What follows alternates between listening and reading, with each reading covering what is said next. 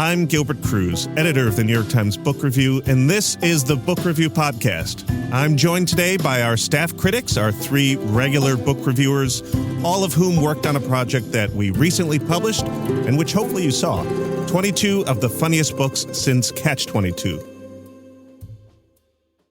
Dwight Garner, welcome. Hey, Gilbert, it's good to be here. Alexandra Jacobs, hello there. Hello, Gilbert.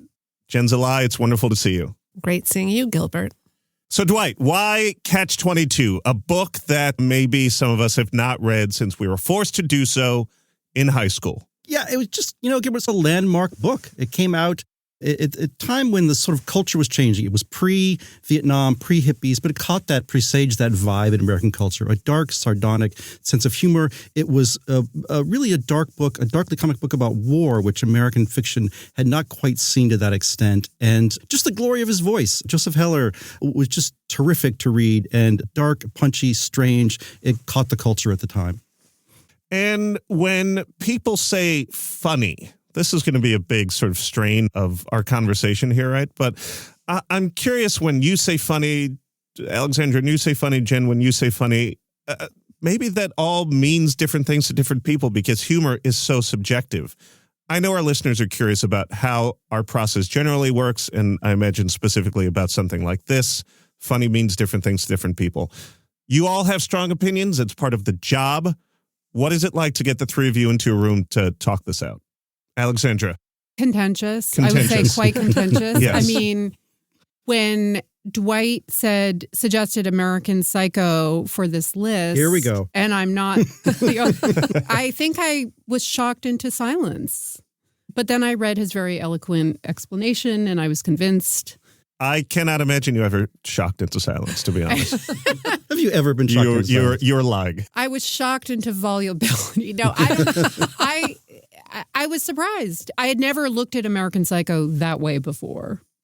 So what's it like? The prompt goes out and then you all are writing your own loose lists on legal pads and then you come in and say, these are the ones that I think should be considered. These are the ones I really want to ride for. What was that like? Well, there are only a very few number of books in my lifetime that have made me laugh out loud to myself. And some of them no longer make me laugh out loud. Because I think the thing about humor is it's like this giant shifting cloud, shape-shifting thing that changes over the course of our lives and also the life of the culture. So it was a very strange, long process, wouldn't you say, this list? Yeah, because I feel like there was also the experience that some of us had of revisiting things that, as Alexandra said, when you first encounter it, because what's funny is so context dependent, and context has to do with what's going on in the world at the time, what's going on in your life at the time, what you're thinking about, the other things you're reading. And so things will be experienced differently, I think, at different moments. So I think that became part of the process that we went through, which is to revisit things that we remembered being funny. Maybe we found them less funny. Maybe we found them even funnier. And then talking it out and debating and discussing. And also, I think, really appreciating and listening to each other about why each one of us felt strongly about some of the things that we did. So what does funny mean to each of you in this context? We avoided the question. Because I feel like I've read a lot of books. I haven't read as many books as you all, but I've read maybe more than most. And I just I don't laugh at books. Like very rarely do I laugh at a book. Do maybe you chuckle dryly sometimes? I will. Maybe I'll be like, aha, or a ha, or something like that. But I'm not ROFL. I'm not dying of laughter. Dwight, when I say funny, when I say a funny book, to you, what does that mean? What did this mean? Well, of course, it means many things. And of course, there have been entire books written trying to define what funny is. And we can talk about this forever and ever. I will say as a reader, especially as I get older, wit is almost the thing I like most in a good novel. And by that, I don't mean funny. I don't mean slapstick. I mean, Clive James, the great Australian British critic, described humor is just, I think he said something like it's intelligence dancing. It's just great observations, things smacked into a tight spot. of course, there's so many different kinds of humor. Some of these books are knee-slappingly funny. A few more are funny the way clove cigarettes are funny. Like, yeah, it's different for everyone. And each of these books that's on here, at least the ones that I chose, and I've read most of the ones that Jen and Alexandra have chosen, very different types of humor, and they will appeal to very different readers. As you wrote in the intro to this wonderful package, here you will not find books stuffed with jokes. The humor these authors embrace traverses the gamut from sardonic to screwball, mordant to madcap, droll to deranged. Alexandra, when you think of funniest novels, and you see the air quotes I'm putting on here, what does that mean to you? What does that mean to me? I mean, first of all, let's be clear. We're not saying these are the funniest. No, I saw of 22 Some of the funniest. Yeah. I didn't know that all our readers clocked the extra words there in the middle. But I mean, there's so many different kinds of funny, that the slapstickness of Bridget Jones's Diary, where these absurd situations pile up and the narrator's self-deprecation accumulates to the point where, I don't know. Somebody help me. I don't know. I mean, I feel like that book is also really interesting because from what I remember, there's just a lot of physical comedy. Yes, and many people hate this book for the reason, but the fact that she chronicles her weight in this kind of obsessive way, even just watching that scale go up and down, it's this thing that we all did back in the day when we were told to thin our thighs or whatever. And it's her anxiety. If it was our anxiety, it's just to share the great human anxiety that is out there, the current of anxiety, to tap it. I think that's what humor can do so well, is make you realize you're not alone. Well, I think it's also, speaking of that book in particular, and we're going to get into specific books a little bit later, but speaking of Bridget Jones's Diary, that is one that I feel like is very context dependent. Maybe at the time you read it a little bit differently than you would now. I know you have some thoughts about the ways in which it has been received since it was published. I felt obligated to put this book on the list because it was so hilarious to me when I read it. We ran an essay earlier this year saying it's outdated, it's this, it's that. I don't disagree with that essay, but I still think it's one of the funniest books of the last 50 years. Well, I think that can be maybe one of the things about humor, which is, I know it's wrong, but I'm laughing anyway. That's right. And if it's intelligent enough in its wrongness, maybe it's a commentary on the thing that's wrong. Jen, you are officially our nonfiction book critic. Everyone around the table here reviews nonfiction, but you review more than most. So I don't know how often you have occasion to write about funny books, given the topics that you're generally writing about. What was it like coming to this exercise as someone who primarily has to read fiction in their off hours? I mean, it was really fun. There's something really great about having a chance to go from a 600-page biography of some historical figure and then turn to a book that makes me laugh, a novel that makes me laugh. So I really enjoyed it. And I feel like, the issue of, or the question, I should say, of funniness and humor and how that appears or doesn't appear in nonfiction is something that I do think about because, I mean, I do appreciate a book, even if it's on a serious subject that has, an element of wit to it, as Dwight was saying about watching the intelligence dancing. Was that the phrase? Or intellect dancing? Thinking something back like that? I think he said it's common sense dancing, but I maybe prefer intelligence anyway. But yeah, I mean, thinking of things in that way, I mean, you can find something funny in some of the great nonfiction, but not always the case. And so there was something really pleasurable, I think, about this project. I feel like if you look at other artistic media, you look at movies, you look at TV, humor gets dated very quickly. And maybe in those senses, because you're literally seeing people from the 1970s wearing ridiculous clothes and trying to make jokes that really the references make no sense anymore, or just the type of humor is sometimes it's not racist and sexist. Absolutely. And so how, for each of you, any of you can speak on this, how did you approach not only looking at these books in that context, but maybe there were other books that you wanted to put on the list. And I actually have no idea if this is true, that once you went back and looked at them, you said, I don't know about this one. I don't think this doesn't feel right for various reasons. There were all sorts of books we had on the original large list, the long list, as the Booker Prize puts it. And we did discard a lot. And I went back and read all kinds of things that I remembered as being very funny and weren't as funny as I remembered. I also, the joy of doing this was to make discoveries. And I read some things I'd never read before. And one of them, The Tales of the City books by Armistead Maupin. I was just so pleased to read that book, which I'd always thought, I don't know what I had thought. I knew it was serialized in a newspaper. I thought maybe that it was thin and episodic and would not hold up. And it's so warm. It really took me back to when I was young and I'd never really been to New York City and I was dreaming of coming here. And his novel is filled with people like that, dreaming of getting to San Francisco. And when they arrive, they can't believe they're there. I'm in this great place and look at my incredible neighbors. They're all doing interesting things that I've gotten out of wherever I was that I wanted to get out of. And I really liked it. And I'm really pleased that this gave me the opportunity to read it. I found rereading Heartburn very interesting because I remembered it in such a pure way. And the fact is, Heartburn should probably run with a couple footnotes. There's some questionable passages in there. She makes fun of lesbians. I think there's a Japanese tourist with a camera or something. There are a couple scenes where you're just like, this probably would have gotten. But that said, Nora Ephron was an American treasure. This is her only novel. And Heartbreak and Heartburn, calling Heartbreak or Heartburn, putting in the innovative form of putting in recipes and the kind of just the purity of the book, of its sort of ache, and I just think it won out.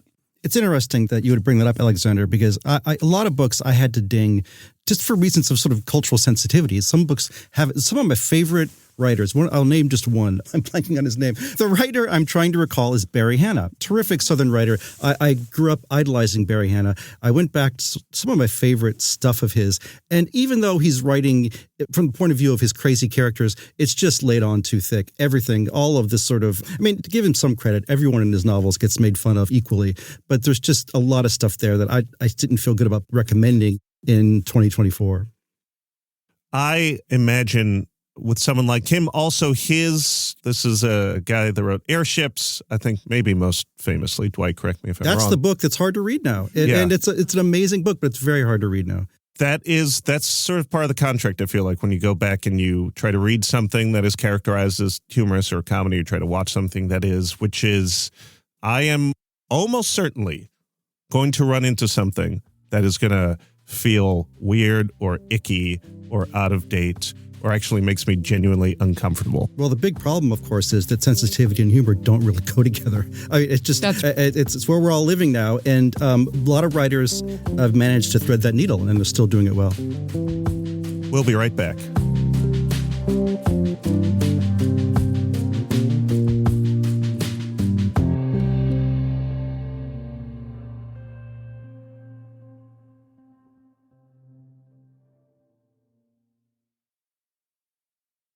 Welcome back. This is the Book Review Podcast, and I'm Gilbert Cruz. I'm joined this week by our three staff critics, Dwight Garner, Alexandra Jacobs, and Jen Zalai.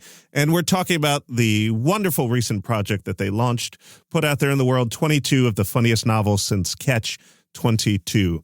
Alexandra, you brought up Heartburn by Nora Ephron. Yeah. And one of the things I think is interesting about her, Jen and I touched briefly on this, is that nonfiction humor, which is not within the purview of this project at all, is its own pretty strongly established subgenre, and she is one of the masters of it. She's a mistress of it, and thank goddess she wrote a novel and could be included on this list, because I do feel Heartburn is standing in for Nora Ephron's entire oeuvre, whatever. But this project did raise an interesting taxonomical issue, which is that we thought of many nonfiction writers who are embellishing their work to make it funny. There's a lot of debate, at least at the beginning, about whom to include and not include. And we really had to draw the line at novels, which Heartburn sneaks in. It's really a novelette or novella.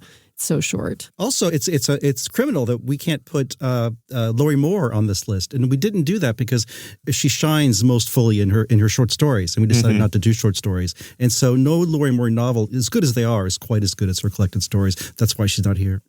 Brevity is the soul of wit. Who said that? You. Famously you. Yes, correct. Yeah, I mean, you all were hemmed in by this. We could make it everything, or we could actually, put a frame around it and make it legible to ourselves. Because if it was 22 of the funniest books since Catch-22, I imagine you would still be in that room debating. It wouldn't be funny unless it had a completely arbitrary cutoff. Yeah, that is what that is where the humor lies. Jen, I'd love for you to talk about one of your books. It's a book called Lightning Rods. Oh, it's yes. by Helen DeWitt, who people might know if they know her for a book called The Last Samurai. But she also wrote this, I don't know how to describe it, bizarre novel that I would love for you to describe as opposed to me trying to describe it. That is one way to describe it. And actually, just when we were talking about looking over things that earlier we might have read one way and we read it differently now. I mean, this is a book that I think plenty of people, when it came out, were somewhat offended by. They might still be offended by it. The premise is basically that there's this guy named Joe. He's the sad sack of a character who's trying to figure out what to do with his life.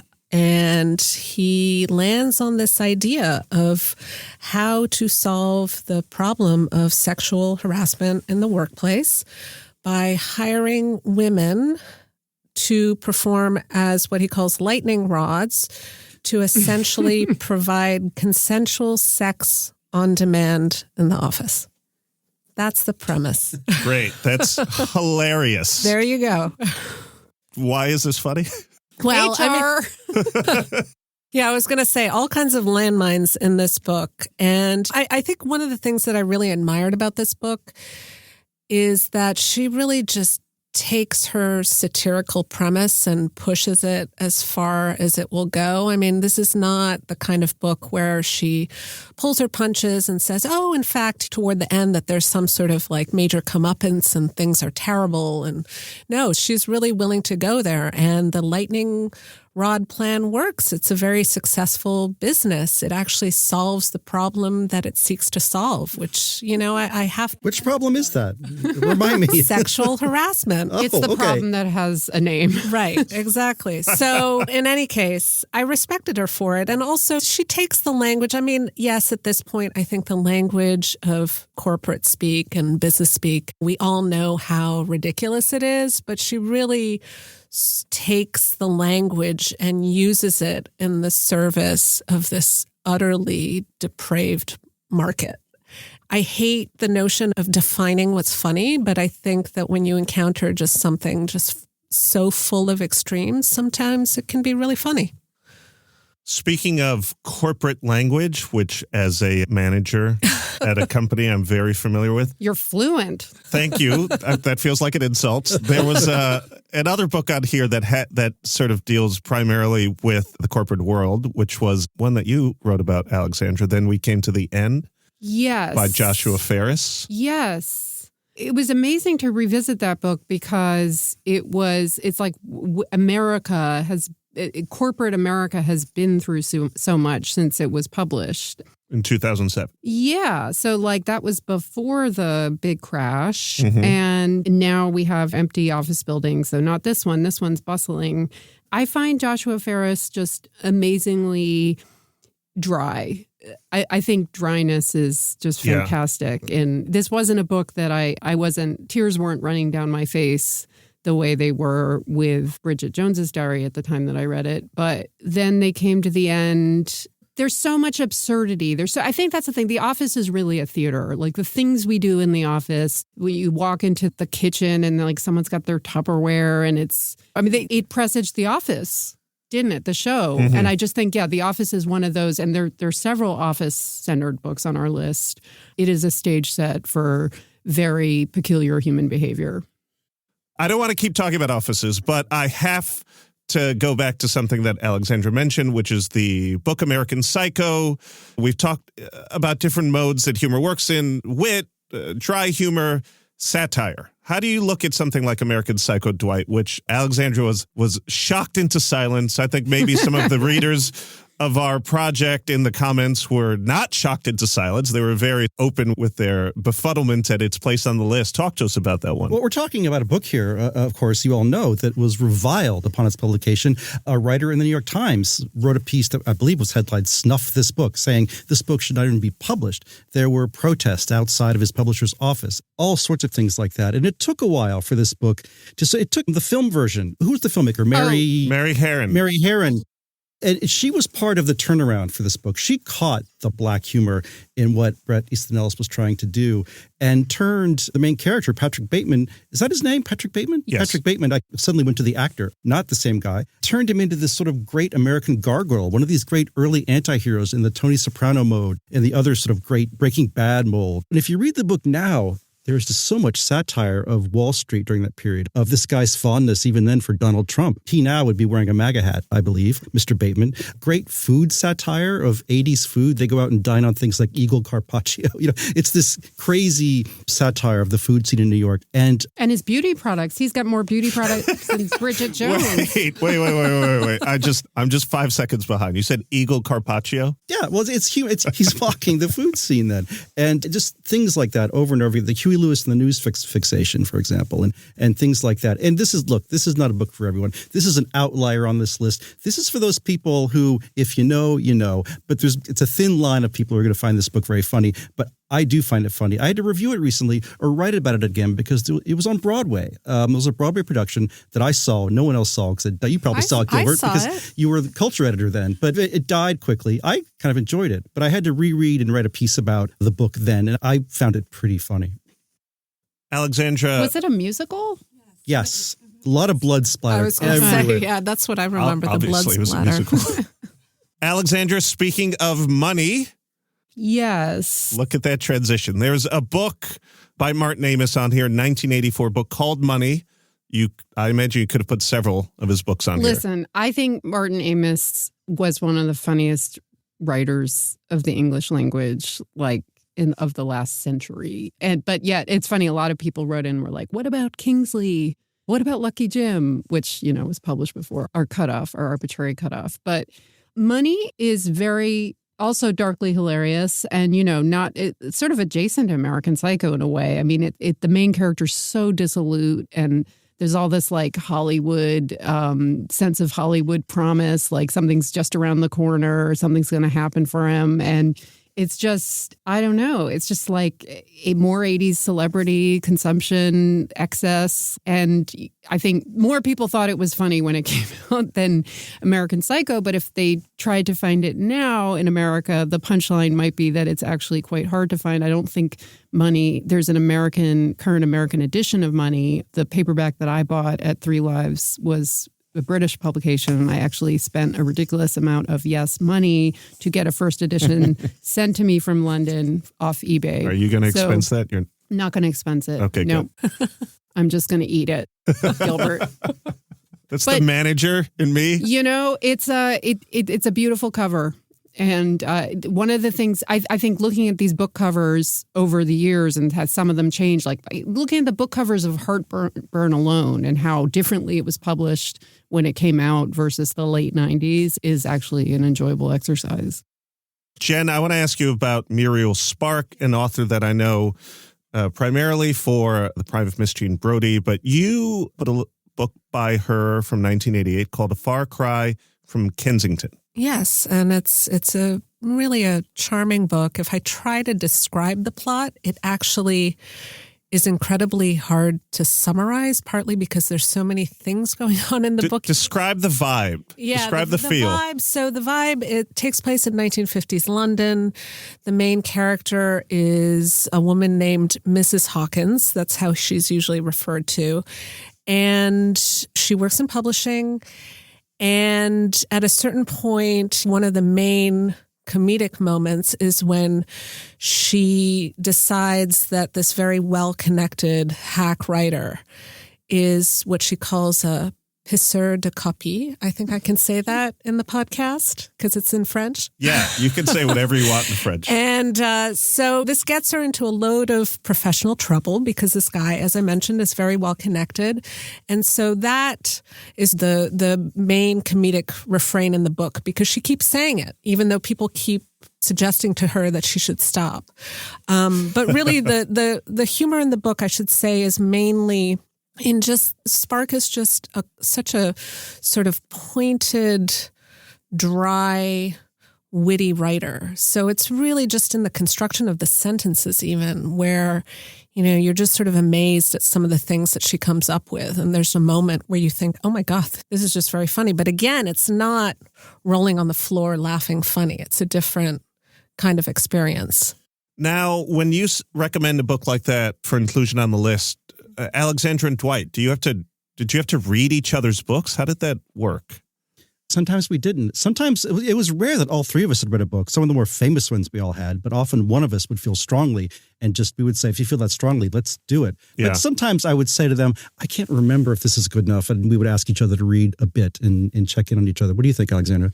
Yes. I mean, definitely we were checking each other's work to make sure, just get the way that Hollywood producers do. You get another read. Table read. Yeah. Yeah. I mean, yeah. I want to ask you all about the thing that I know you love, which is reader comments.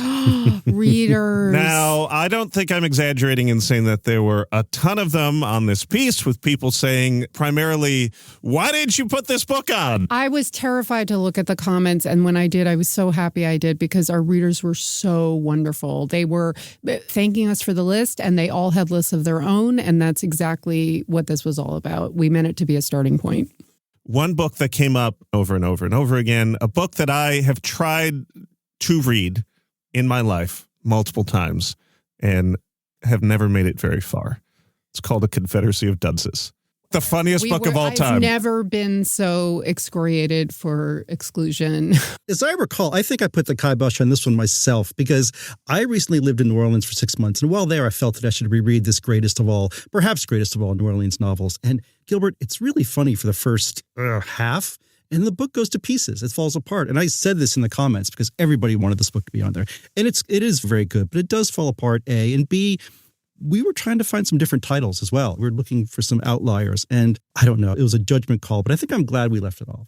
Jen, have you read this book? I have read it. I read it a long time ago. I will say that my trace memory of it is similar to what Dwight was saying, which is totally great for the first half. And then you get to the point where you're wondering what's happening. But I also appreciate the passion with which our readers really wanted to know why the book wasn't on the list. And I think it goes to the questions of what makes a list fun, but also I think productively frustrating sometimes, which is that it's supposed to start a conversation because I think it does make people think, okay, why this and not that? I mean, that's why it's there. An author, at least, that was frequently mentioned, at least in my quick scan, and I'm curious if any of you have read much of him, is Carl Hiaasen. He's great. I mean, Carl, I grew up partly in Florida, and I grew up reading Carl Hiaasen. That's where he lives. His novels are set there. He was a columnist for the Miami Herald, which I always loved to read his columns. Why isn't he on there? Oh, I don't know. I find that as good as he is, I find his books to be a little similar. I find them to be, they're not assembly line product, but they're for an audience that knows what it's getting, and they're good, but I just felt there were better things. No knock on Carl Hiaasen. No, He's but great. it would have been hard, I think, to pick one that stood out as. But maybe that's the point. Yeah. The book critics here at the New York Times often, every couple of years, take on a big project. And I know you all think very intensely because it's a lot of work about the framing of what your project is going to be, because it involves a ton of work on top of all the reading that you're already doing for your week-to-week reviews. What was it, if anything, about this time that made you settle on funny? Why funny? We are living in dark times, Gilbert. I mean, look at the A section of our newspaper or the homepage. There's a lot going on in the world that is just absolutely horrible. Jennifer Zelaya has given me the side eye because she knows the truth, which is we were all sitting around talking one day. We all had these great ideas, and Dwight chimes in with funny. We should do funny. And one of the reasons I said that is because about during COVID, right? Or around the time of Me Too, we had a plan, we critics, to do a similar project. And it felt like the wrong time. We didn't do it for some reason, but I still had all my notes. And I thought, this work is half done. And I think I rammed it down people's throats. And I think I made us do this, but I'm glad I did. You made us laugh, Dwight. That's what I'm here for. Yeah. Well, in so many ways. It's also a very dark time in the world. I mean, it felt like there were times during this project we looked at each other and said, should we be publishing this? Mm-hmm. There's so much, is this going to be all right tonally? And then, I mean, humor's like the only way out of like the horrible things. I love ending this conversation on an optimistic note. You started pessimistic there and you ended optimistic. Comedy is tragedy plus time. Who said that? Famously, you said that. Brevity is the soul of it. And thusly, we will keep this episode shorter than usual. Thank you, everyone, for joining me today. Alexandra. Thank you, Gilbert. Jed. Thanks, Gilbert. And Dwight. It was fun. Those were our staff critics, Dwight Garner, Alexandra Jacobs, and Jen Zalai on our recent Funny Books project, 22 of the funniest novels since Catch 22. I'm Gilbert Cruz, editor of the New York Times Book Review. Thank you for listening.